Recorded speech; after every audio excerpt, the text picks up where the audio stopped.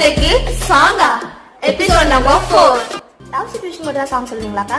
அப்படிலாம் இல்ல, நீ சிச்சுவேஷன் சொல்லு, நான் சாங் சொல்றேன். ரொம்ப நாளா ஒரு மாதிரியே இருக்கு, தனியா இருக்கிற மாதிரி இருக்கு, நிறைய தப்பு பண்ற மாதிரி இருக்கு. வாழ்க்கையை வந்து ஒரு நேர்மறையான எண்ணத்துல யோசிக்கவே முடியல. சுத்தி இருக்கிறவங்க எல்லாருமே நீ தப்பு பண்ற அந்த மாதிரி எனக்கு ஒரு மாதிரி இருக்கு. இதுக்கு வந்து ஒரு சாங் சொல்ல முடியுமா? செல்ஃப் ஹீல் பண்ற மாதிரி சொல்லலாமே.